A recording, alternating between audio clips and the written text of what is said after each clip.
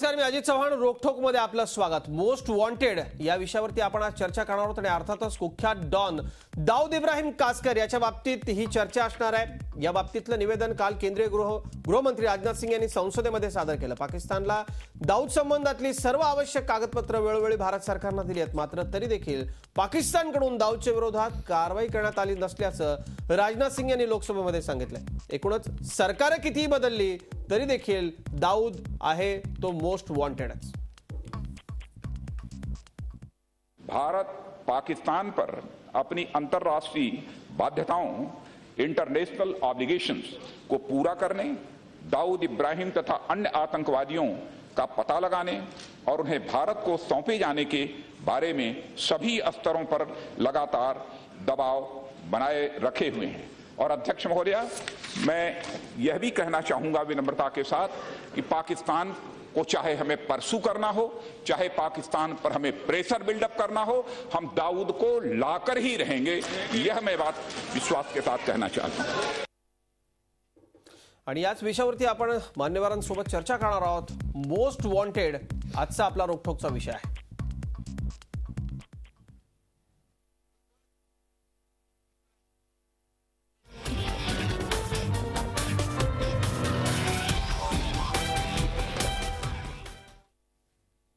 आणि या विषयावरती बोलण्याकरता आपल्याबरोबर आपल्या स्टुडिओमध्ये आहेत भारतीय जनता पक्षाचे आमदार अतुल भातखळकर. अतुलजी, स्वागत आपल्या या चर्चेमध्ये. खूप खूप माझ्याबरोबर ज्येष्ठ पत्रकार जतीन देसाई आहेत, राजकीय विश्लेषक. पाकिस्तान बाबतीत जतीन सरांचा विशेष अभ्यास आहे, आपल्या सगळ्यांनाच माहिती. जतीन सर, स्वागत आपलं खूप खूप. माझ्याबरोबर उज्ज्वल निकम आहेत, विशेष सरकारी वकील. निकम सर, आपलं खूप खूप स्वागत या चर्चेमध्ये. आणि डॉक्टर रत्नाकर महाजन, काँग्रेसचे प्रवक्ते, आपल्याबरोबर आहेत. महाजन सर, आपलं खूप खूप स्वागत या चर्चेमध्ये. आपण सतत दाऊदचा विषय आला की तमाम भारतीयांना या विषयाबद्दल प्रचंड मोठी उत्सुकता आहे, कारण एक खूप चीड सगळ्यांच्या मनामध्ये आहे. भारतातला हा निसटून गेलेला गुन्हेगार भारताच्या मनामधली एक भळभळती जखम आहे असं म्हटलं तर वावगं ठरू नये. दाऊदला पकडण्याच्या वल्गना आतापर्यंत अनेक सरकारांनी केल्या, मात्र तसं होताना दिसत नाही. दाऊद इब्राहिम कासकर हा नुसताच एक अंडरवर्ल्ड डॉन नाही, तर त्याचं एक फार मोठं नेटवर्क आहे. या नेटवर्कमध्ये अवैध शस्त्रांचा व्यापार असेल, अंमली पदार्थांचा व्यापार असेल, देशविघातक कारवाया असतील, या सगळ्या करण्यात दाऊदनं कधीही मागे पुढे पाहिलेलं नाहीये. आणि म्हणून प्रत्येक भारतीयाच्या मनात दाऊद हा भारताचा नंबर 1 शत्रू आहे. आणि त्याच करता प्रत्येक भारतीयासाठी हा विषय अत्यंत जिव्हाळ्याचा आहे. जतीन सर, मी सर्वप्रथम आपल्याकडे येतो. अनेक सरकारं आली, म्हणजे अगदी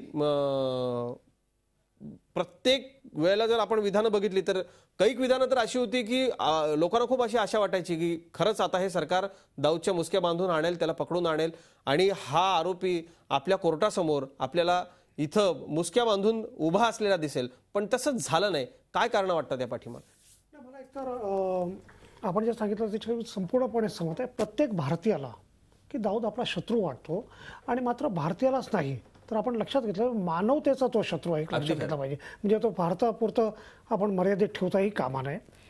मला 2-3 गोष्टी वाटतात. एक तर की ज्या स्वरूपानं म्हणजे की दाऊदबद्दल भारतातल्या लोकांमध्ये असलेली चीड आणि त्याबद्दल वेगवेगळ्या राजकीय पक्षाची प्रतिक्रिया किंवा सरकारचं एकूण ज्या स्वरूपानं वागणं असतं ते जर आपण पाहिलं तर मला असं निश्चित वाटतं की दाऊद इब्राहिम कधीही भारतात जिवंत येणार नाही, आपण लक्षात घेतलं पाहिजे. त्याला 2-3 कारणं आहेत. एक तर निश्चितच भारतातल्या काही शक्ती अशा स्वरूपाच्या आहेत की ज्यांना दाऊद जिवंत भारतात यावं असं वाटत नाही.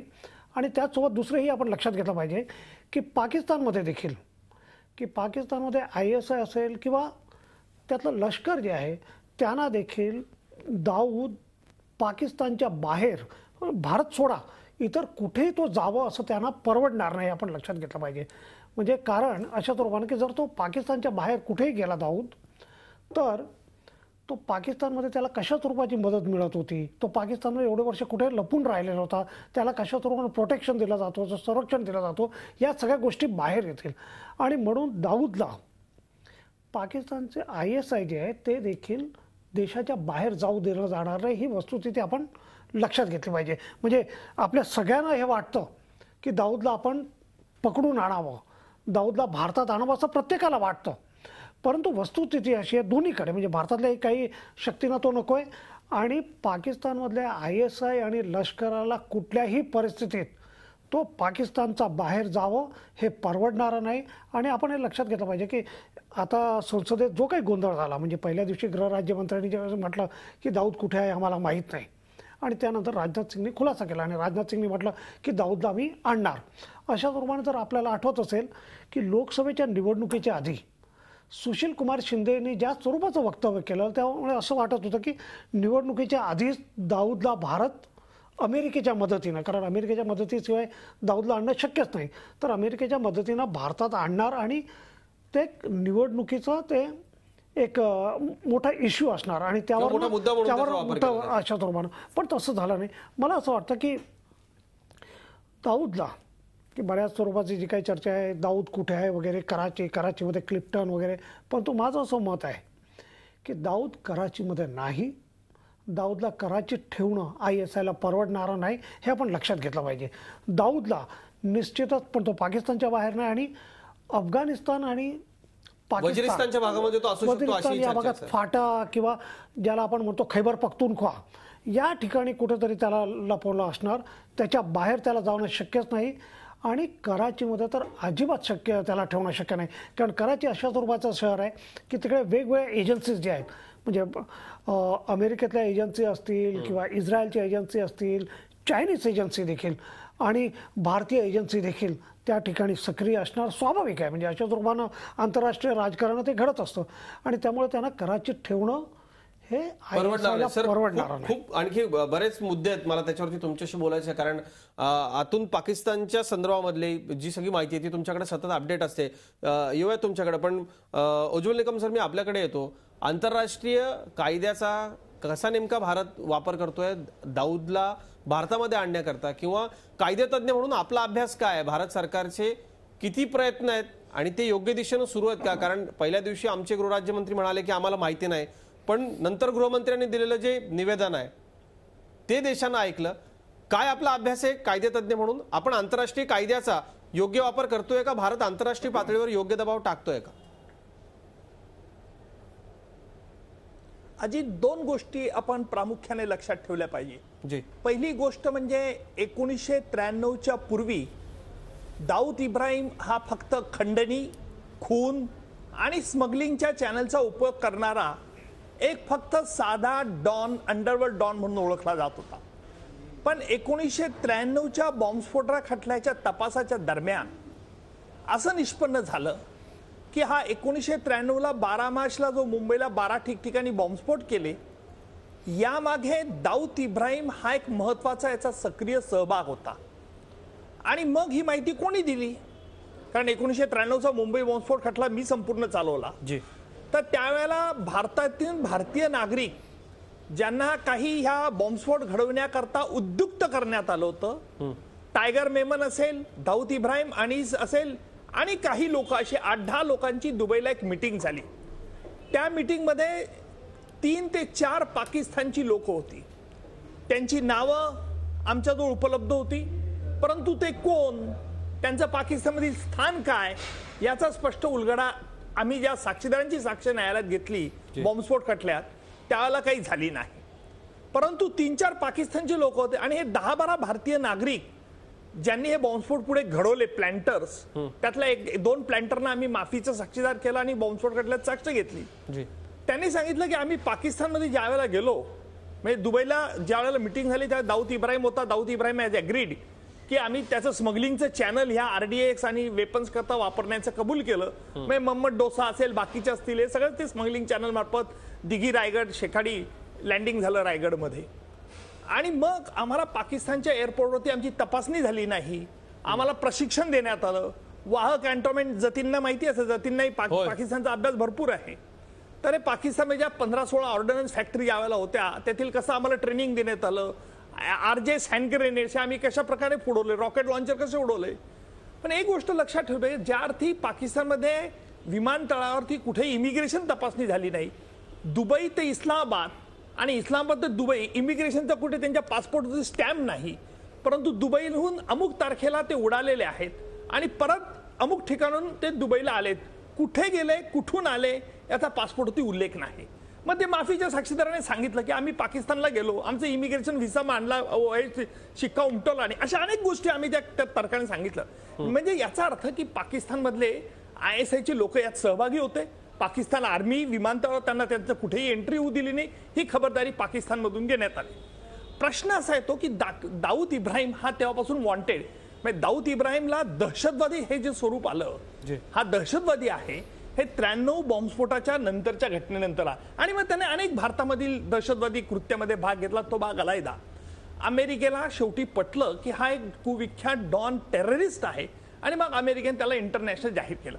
आता दोन गोष्टी आपण लक्षात ठेवल्या पाहिजे की याला पाकिस्तानातून आणता येणं शक्य आहे का, आणि जर आणताच शक्य नसेल तर कुठला मार्ग आपला जो उपलब्ध असेल.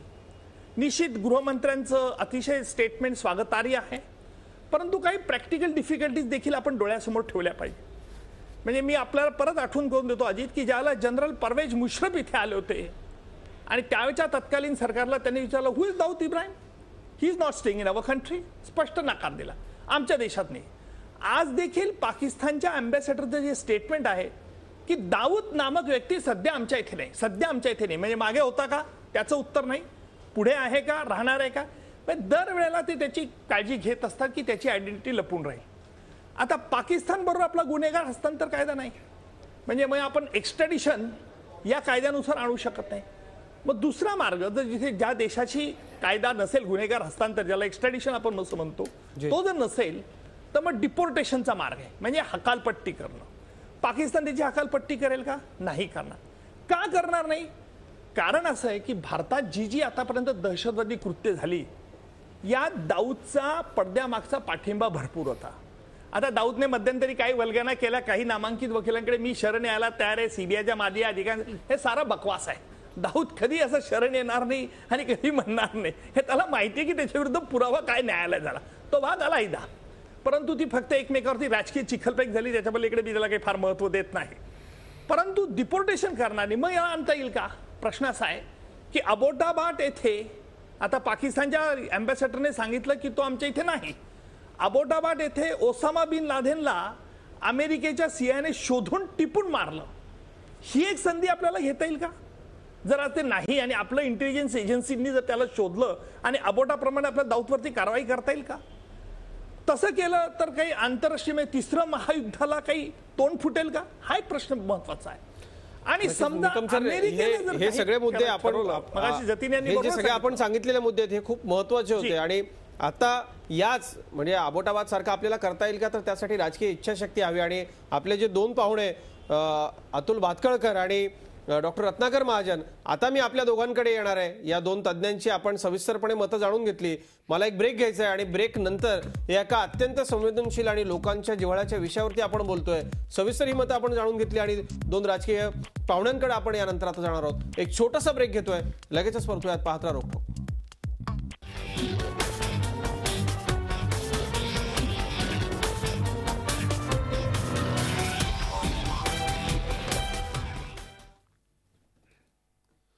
पुन्हा एकदा स्वागत. कुख्यात दहशतवादी, ज्याला दहशतवादीच म्हटलं पाहिजे, अंडरवर्ल्ड डॉन म्हणण्यापलीकडे गेलेल्या दाऊद इब्राहिमच्या बाबतीत आपण चर्चा करतोय मोस्ट वॉन्टेड रोकठोकमध्ये. आणि मी डॉक्टर रत्नाकर महाजन यांच्याकडे जाईल. महाजन सर, आता खरं तर इथं कुठल्याही पक्षाची सरशी झाली नाही किंवा या पक्षाचं सरकार होतं त्या पक्षाने घोषणा केल्या, दाऊदला आणू शकलो नाही असा हा वाद नाहीये. पण खरंच अनेकदा आपलं सरकार असताना अशा घोषणा केल्या गेल्या की आम्ही आणू दाऊदला, पण काँग्रेसचं सरकारही अपयशी ठरलं. असं का घडलं? तत्कालीन जी एकूण सगळी परिस्थिती होती त्या परिस्थितीमध्ये काय अडचणी होत्या त्या सरकारच्या समोर की नाही आणू शकलो आपण दाऊदला भारतात?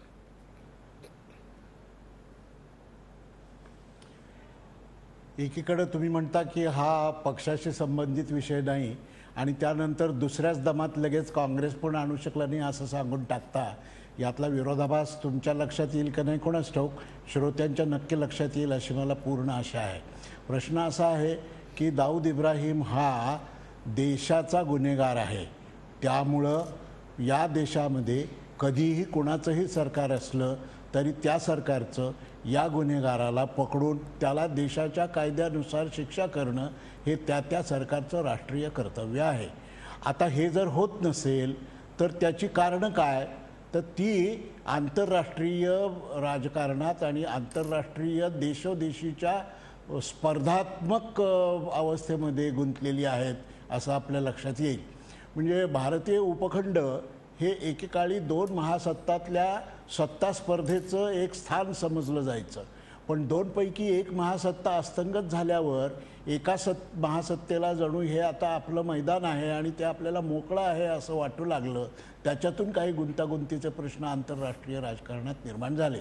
पण तो आत्ताच्या चर्चेचा विषय नाही. आत्ताच्या चर्चेचा विषय असा की 93 सालच्या बॉम्बस्फोट खटल्यानंतर जे काही समोर आलं तपासातून, खटल्यातून, साक्षी जबाबातून, त्या आधारे केंद्र सरकारचं गृह खातं, परराष्ट्र व्यवहार खातं आणि अन्य संबंधित खात्यांनी मिळून एकत्रित येऊन हे प्रयत्न केले, तरीही अजून त्यात यश आलं नाही.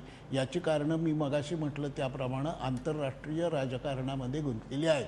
आता या परिस्थितीमध्ये भारतात सरकार कोणाचंही असलं तरी देश म्हणून, शासन संस्था म्हणून या सरकारनं किंवा कुठल्याही सरकारनं पाकिस्तान हा आंतरराष्ट्रीय व्यासपीठावर एकटा पडेल, अलग-थलग पडेल अशा पद्धतीची डिप्लोमसी आणि आंतरराष्ट्रीय कायद्याशी सुसंगत अशी भारतीय कायद्याची अंमलबजावणी अशा पद्धतीने जर गेलं तर ते तर दाऊद इब्राहिमला पकडणं शक्य आहे. आता बाकीच्या गोष्टी ज्या काही आहेत त्या जर तरच्या चर्चेचा विषय आहेत, म्हणजे 3रं महायुद्ध वगैरे या फार लांबच्या गोष्टी झाल्या. म्हणजे त्याच्यात काही आज चर्चा करण्याजोगं काही आहे असं मला वाटत नाही. त्याचं कारण असं की आता दोन्ही देश अण्वस्त्र सज्ज आहेत.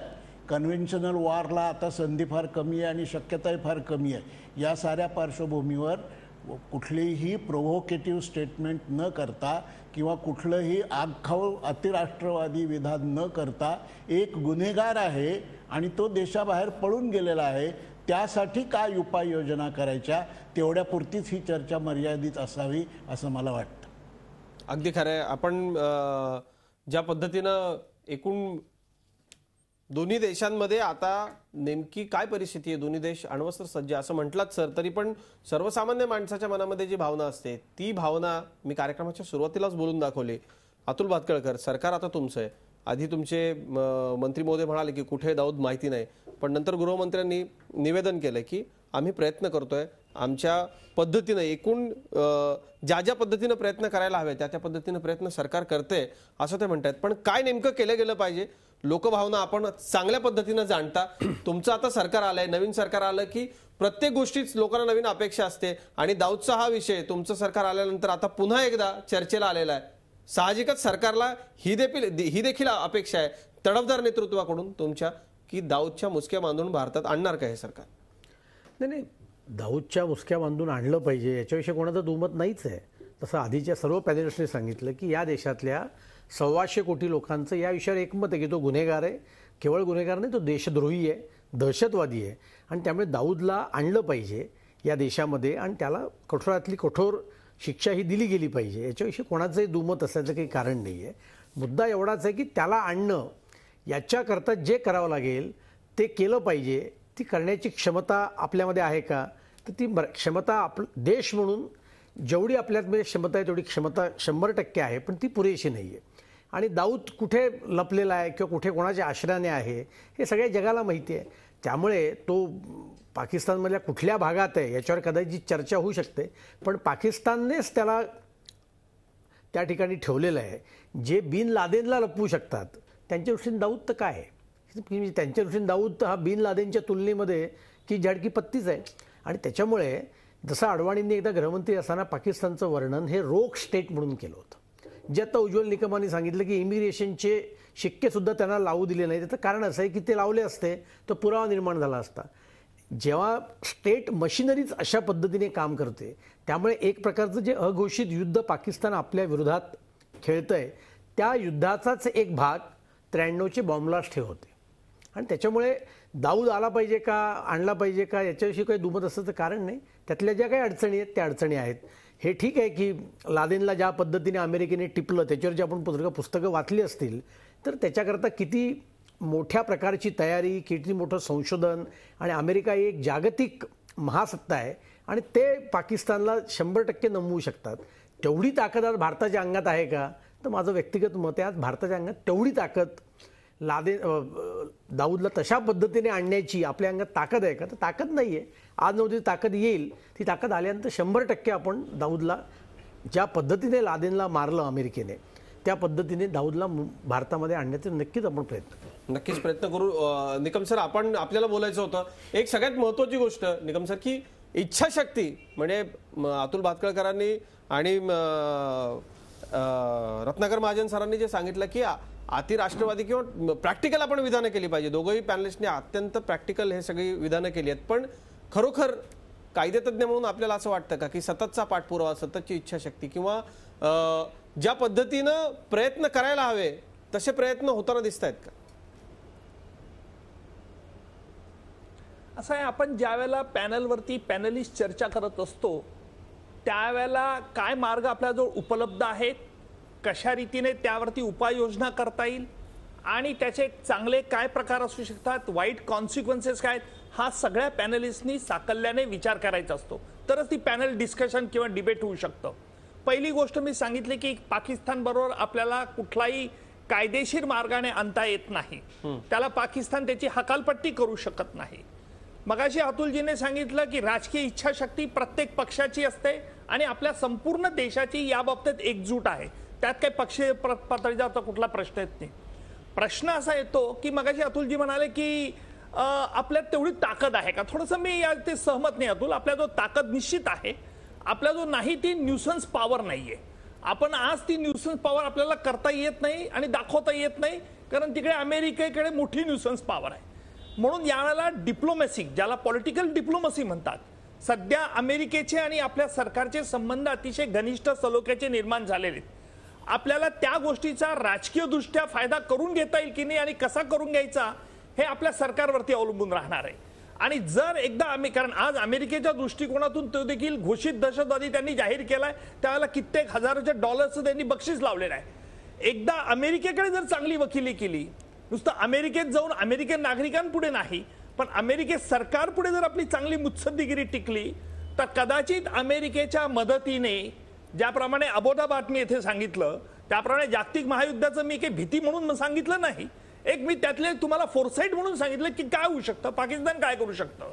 कारण ज्यावेळेला बराक ओबामांनी ओसामा बिनला मारलं त्यावेळेला बराक ओबामाने हा देखील विचार केला होता की जर पाकिस्तानने जर समजा याला विरोध दाखवला, कारण पाकिस्तानच्या आर्मीतला एक गट अमेरिकेच्या आजही लष्करी प्रशासनाच्या विरुद्ध आहे, त्यामुळे जर पाकिस्तानने विरोध दाखवला तर त्यावरती काय मात करता येईल हा अमेरिकेचा दुसरा मास्टर बी प्लॅन तयार होता.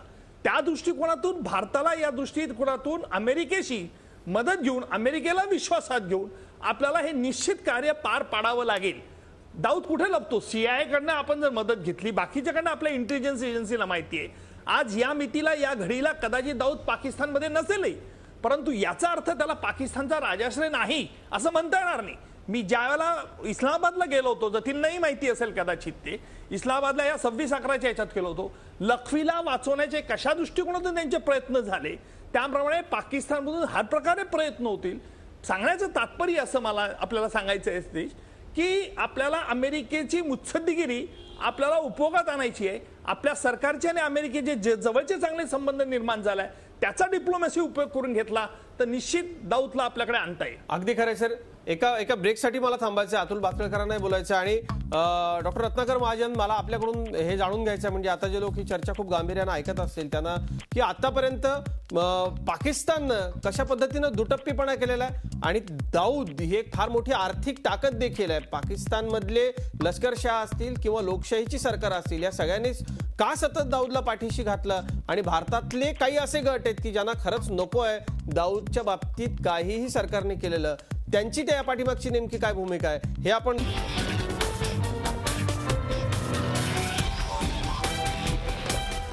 रोकटोकमध्ये पुन्हा एकदा स्वागत. मोस्ट वॉन्टेड आपण चर्चा करतोय. ज्येष्ठ राजकीय विश्लेषक जतीन देसाई यांच्याकडे मी जाईल. जतीन सर, अनेकदा तुम्ही पाकिस्तानला गेलाय, पाकिस्तानच्या बाबतीत तुमचा विशेष अभ्यास आहे. अनेक सरकार आली, ती लष्करशहांची होती, लोकशाहीवादी सरकार होती. प्रत्येक सरकार दाऊदला पाठीशी का घालतं? किती मोठी आर्थिक ताकद आहे? अवैध शस्त्रांचा व्यापार असेल, अंमली पदार्थांचा व्यापार असेल, यानं प्रचंड पैसा दाऊदने कमवला. आणि दाऊद आता ही व्यक्ती तो एकटा दहशतवादी नाही, तर त्याचं जगभरात पसरलेलं प्रचंड मोठं नेटवर्क आहे. आणि का सतत पाकिस्तानचे हे नोकरशहा, लष्करशहा, राजकीय नेते दाऊदला पाठीशी घालतात? निश्चितच आधी ज्या स्वरूपानं उज्ज्वल निकमांनी सांगितलं त्या स्वरूपानं की 1993च्या जे काही मुंबईत बॉम्ब ब्लास्ट झाला 12 मार्चला, सिरियल बॉम्ब ब्लास्ट, त्यात या स्वरूपानं दाऊदचे लोक ज्या स्वरूपाने इन्व्हॉल्व होते त्यामागे दाऊदच्या मागे ISI होती. आणि आपण हे पाहिलं की सगळं उघड झालेलं आहे. म्हणजे मुंबईतनं देखील, मुंबई महाराष्ट्रातनं काही लोक पाकिस्तान ट्रेनिंगला गेलेले आणि पाकिस्तान ते वाया दुबई गेलेले आणि त्यांच्या पासपोर्टवर स्टॅम्प झालेलं नव्हतं. म्हणजे हे लक्षात आहे. म्हणजे त्याचा अर्थ अशा स्वरूपानं की त्याला उघड पाकिस्तानमधनं मदत मिळत होती.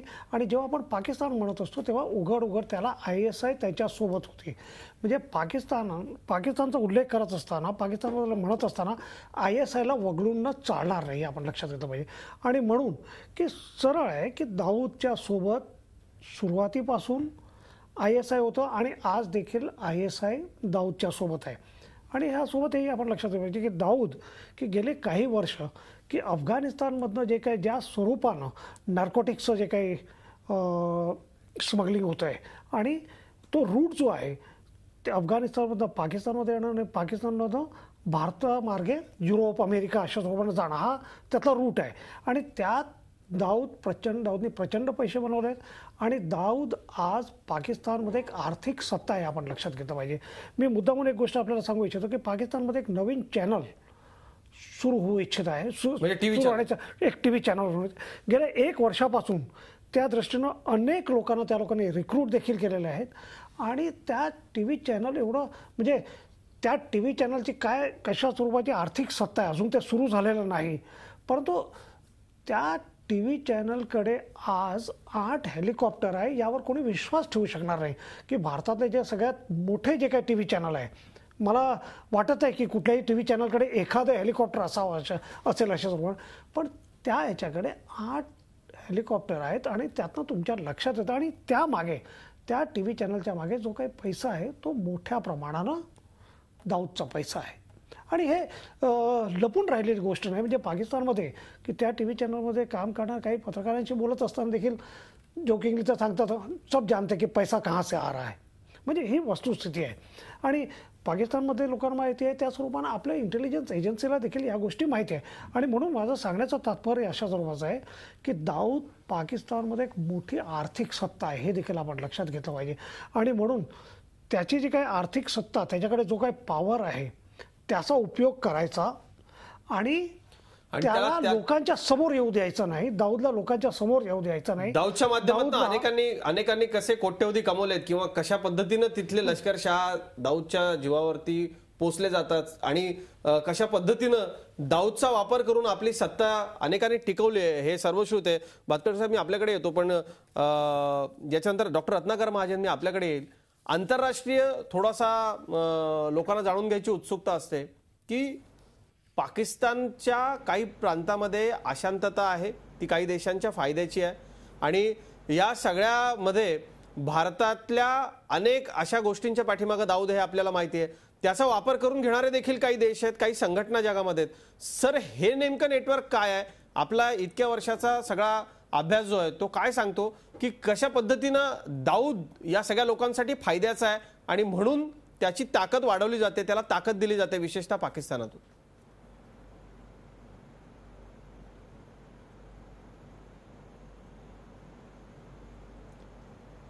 असं आहे की आत्ता जतीननी सांगितल्याप्रमाणे पाकिस्तानमध्ये ISI, लष्कर आणि सिव्हिल म्हणजे मुलकी प्रशासन अशा 3 सत्ता केंद्र आहेत. पण त्यातलं मुलकी प्रशासन हे सत्ता केंद्र बाकी 2 सत्ता केंद्रांच्या मुठीत आहे आणि त्यांच्या आदेशाप्रमाणे चालतं. या अर्थानं पाकिस्तानमध्ये लोकशाही ही विकसित होऊ शकली नाही. आपल्याला जर आठवत असेल तर 24 तासाच्या अंतरानं स्वतंत्र झालेल्या भारत आणि पाकिस्तान या देशांपैकी पाकिस्तान या देशाच्या पहिल्या पंतप्रधानाचा खून 2 वर्षाच्या आतच झाला. तेव्हापासून पाकिस्तानच्या लोकशाहीचं गाडं जे रुळावरनं घसरलं ते अजूनही घसरलेल्या अवस्थेतच आहे. पण हा त्या देशातल्या सत्ता समतोलाचा आणि त्या देशातल्या लोकांनी विचार करण्याचा प्रश्न आहे. आपल्यापुरतं आज असं आहे की भारतीय उपखंड याचं एकूण सामरिक महत्त्व जागतिक सत्ता समतोलामध्ये या भूगोलाचं स्थान, तिथली लोकसंख्या, तिथली नित्य विकसित होत जाणारी लोकशाही आणि तिचं म्हणून जे एक अंतर्भूत सामर्थ्य आहे ते सामर्थ्य या सगळ्यांना काउंटरव्हेलिंग फोर्स काहीतरी निर्माण झाला पाहिजे अशी एक आंतरराष्ट्रीय डिझाईन असू शकतं असं पहिल्यापासून बोललं जात आहे. पण हे मी मगाशी म्हणलं तसं शीतयुद्धाच्या काळात जरी खरं होतं, पण आता ज्या वेळेला युनिपोलर जग झालेलं आहे म्हणजे एकाच पोलभोवती सगळं जग फिरतं आहे अशी अवस्था झालेली आहे, त्यावेळेला सुद्धा यात फारसा फरक पडलेला नाही. एवढंच आहे की कदाचित आपल्या शेजाऱ्यांपैकी एक देश त्यात दुसरा पोल ठरू शकतो अशी एक शक्यता आहे, पण ते सुद्धा नक्की सांगता येत नाही. अशा अवस्थेमध्ये म्हणजे आता जर दाऊद तिथं इतकी वर्ष राहून तिथल्या व्यवस्थेमध्ये व्हेस्टेड इंटरेस्ट निर्माण करू शकत असेल तर तिथली व्यवस्था सुद्धा त्याला किती कोऑपरेटिंग आहे आणि त्याच्याशी किती सहकार्याने आणि समन्वयानं वागते आहे याचं हे एक उदाहरण आहे. अशा परिस्थितीमध्ये जागतिक व्यासपीठावर पाकिस्तानला सामरिकदृष्ट्या, लष्करीदृष्ट्या आणि मुत्सद्दी पातळीवर एकटं पाडून, आजही तो एकटा पडत चाललेलाच आहे. पाकिस्तानच्या बाजूनी काही फार देश आहेत अशी आज अवस्था नाही, पण त्याला आणखीन अलग-थलग पाडून आंतरराष्ट्रीय व्यासपीठावर त्याला सतत सुनावून या पद्धतीनं एकीकडं डिप्लोमॅटिक पातळीवर प्रयत्न केले पाहिजेत, दुसरीकडं मी मगाशी म्हटल्याप्रमाणे आपल्या कायद्यानुसार गुन्हेगार असलेला माणूस हा आंतरराष्ट्रीय कायद्यांच्या चौकटीत बसवून आपल्याला इथं आणावा लागेल. अगदी खरं आपण बोलतो सर. मला एका ब्रेकसाठी थांबायचं आहे, पण येत्या काळामध्ये अशा काही संधी भारतापुढे आहेत का, किंवा भारत अशा संधी कशा निर्माण करू शकतो त्यावर आपण बोलूयात. एक ब्रेक घेतोय, लगेचच परत.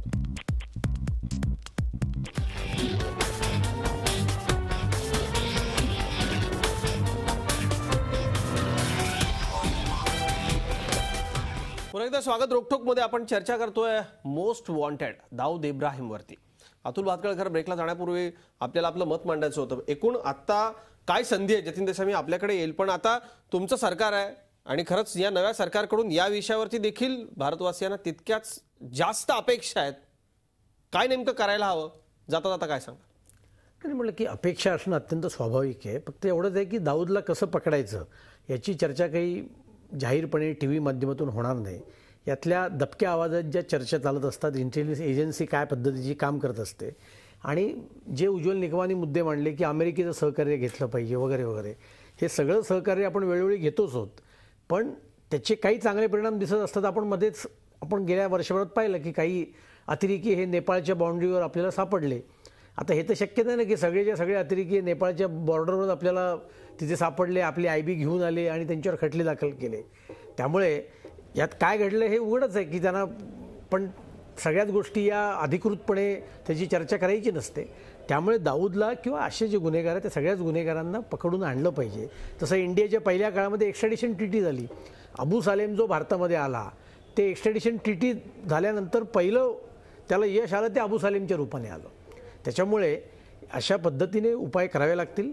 फक्त याच्यामध्ये अन्य देश आपल्याला सहकार्य करतील आणि त्याच्यामुळे आपण दाऊदला इथे आणू शकू ही ठीक आहे, पण असं कधी घडणं शक्य नाही. साध्या हेडलीची इन्क्वायरीसुद्धा ते करू द्यायला आपल्याला तयार नव्हते. म्हणजे जी अमेरिका 2001च्या त्यांच्यावरच्या दहशतवादी हल्ल्यानंतर बऱ्यापैकी बदलली, मग त्यांनी इंटेलिजन्स शेअरिंग बिरिंग सगळं आपल्याबरोबर चालू केलं. आता त्या दृष्टीने आपण अनेक पावलं पुढे उचललेली आहेत. पण शेवटी दाऊदला आपल्याला इथे आणायचं असेल तर ते आपल्या ताकदीवरच आपल्याला आणावं लागेल. त्याच्याकरता राजकीय इच्छाशक्ती पाहिजे, बाकी अन्य गोष्टी पाहिजेत. राजकीय इच्छाशक्ती नक्की सरकारकडे आहे. मला पूर्ण आशा आहे की आज ना उद्या याला यश मिळेल असं तुम्ही म्हणताय. कार्यक्रमाच्या समारोपाकडे सर आपण बोलतोय जतीन देसाई. येत्या काळात, येत्या भविष्य काळात काय अशा सुवर्ण संधी दिसत आहेत की जिथं पुन्हा भारत हा मुद्दा आंतरराष्ट्रीय पटलावरती किंवा चर्चेमध्ये हा मांडू शकतो, दबाव आणू शकतो पाकिस्तान? आता दोन गोष्टी. तर ज्या स्वरूपानं रत्नाकर महाजनांनी सांगितलं किंवा अतुल भातखळकरांनी सांगितलं की निश्चितच आपल्याला अमेरिकेशी यासाठी मदत घ्यावी लागेल, परंतु मात्र अमेरिकापुरतं थांबून चालणार नाही. एक आपण लक्षात घेतलं की पाकिस्तानचा सगळ्यात जवळचा मित्र कोण आहे, तर तो अमेरिका नाही तर चीन आहे, आपण लक्षात घेतलं पाहिजे. आणि पाकिस्तान आणि चीनबद्दल असं म्हटलं जातं, पाकिस्तानात म्हटलं जातं की ऑल वेदर फ्रेंड. चीन कायमचा त्यांचा मित्र आहे. आणि गेल्या महिन्यातच चीनचे जे प्रेसिडेंट आहे शी जिनपिंग हे पाकिस्तानात गेले होते आणि पाकिस्तानच्या ग्वादर पोर्टपासून ते चीनच्या पश्चिम चीनच्या कासगर म्हणून आहे तिकडे $46 बिलियन गुंतवून ते रस्ता बनवणार, रस्ता, रोड आणि रेल्वे ट्रॅक बनवणार आहे. भारताने आज त्या संदर्भात आपले आक्षेप चीनी सरकारकडे व्यक्त केलेत. मला असं वाटतं की नरेंद्र मोदी 14 आणि 15 तारखेला चीनमध्ये आहे आणि निश्चितच मला वाटतं की सगळ्यात जास्त प्रेशर पाकिस्तानवर जर कोणी आणू शकत असेल तर ते चीन आहे. आणि आपल्या याचा उपयोग नरेंद्र मोदीचे आणि शी जिनपिंगचे खूप चांगले संबंध निर्माण झाले. ते अहमदाबादला आलेले, नंतर दिल्लीला एकत्र होते आणि यावेळेस देखील म्हणजे बीजिंगच्या आधी त्यांचं जे गाव आहे त्या गावात आधी नरेंद्र मोदी जाणार आहे. म्हणजे त्याचाच उपयोग करून पाकिस्तानवर निश्चितच दबाव आणण्याचा प्रयत्न केला पाहिजे. निकम सर, जाता जाता आपलं काय मत आपण व्यक्त कराल, कशा पद्धतीनं आणखी सकारात्मक प्रयत्न व्हायला हवे, येत्या भविष्य काळामध्ये काय दिशेने ते प्रयत्न झाले पाहिजे? नाही, मी 2 गोष्टी स्पष्ट करू इच्छितो जी की आज दाऊद इब्राहिम कसा दिसतो, काय आहे, कारण तो वयाच्या 65 ते 70च्या आसपास पोहोचलेला आहे. त्याचा अधिकृत पिक्चर आजही आपल्याजवळ नाही, हे बाब आपल्याला नाकारता येणार नाही. अबू सलेमला पोर्तुगीजला पकडण्याच्या अगोदर, अर्थात पोर्तुगीजचा आपला गुन्हेगार हस्तांतर कायदा होता, पण त्याचंही आपल्याकडे पिक्चर नव्हतं. फक्त दाढी लावलेला, डोक्याला टोपी आणि आल्यानंतर प्रत्यक्ष तो वेगळा निघाला. सांगण्याचं तात्पर्य असं आहे की आपल्याला इतर राष्ट्रांची मदत घेऊनच ही गोष्ट करावी लागेल, हे निर्विवादपणे खरं आहे. पाकिस्तान यात कधी मदत करणार नाही हे देखील 100% खरं आहे. परंतु भारताला नुसती मदत करा असं म्हणून चालणार नाहीये. थोडीशी दबंगगिरी देखील आपल्याला इथे दाखवणं अत्यंत जरुरीचं राहणार आहे.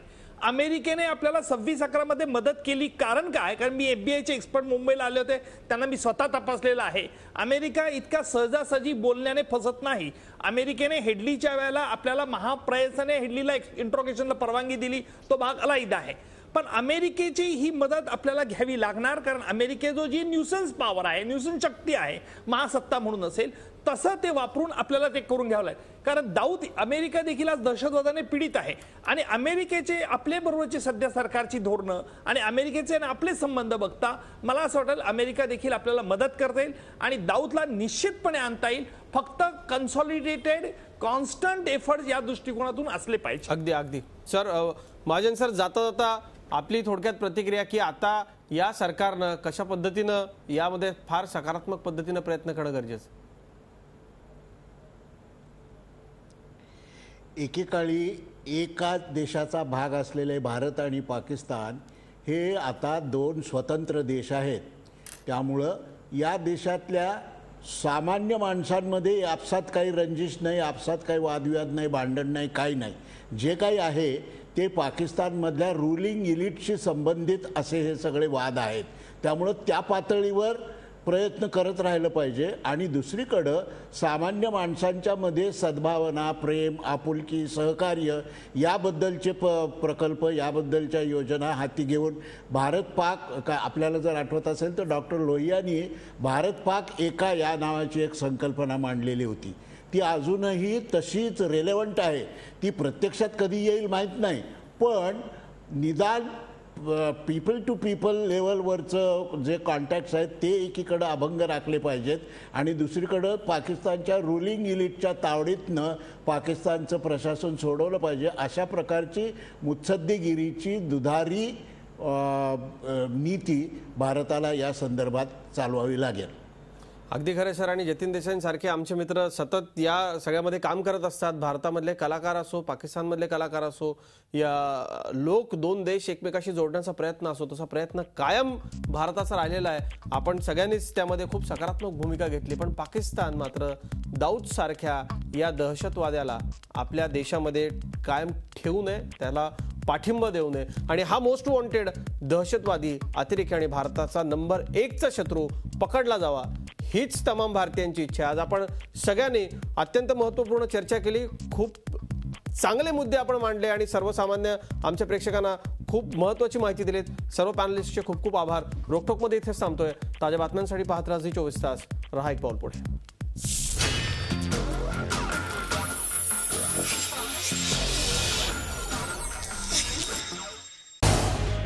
झी 24 तास रहा एक पाऊल पुढे.